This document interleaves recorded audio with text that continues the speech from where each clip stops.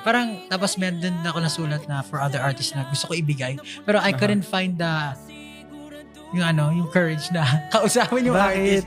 Parang pili ko bagay sa ito, ikaw kumanta nito, parang gano'n. Alam mo, being real, feel ko kung ako yung artist na yun, tapos manggagaling sa inyo.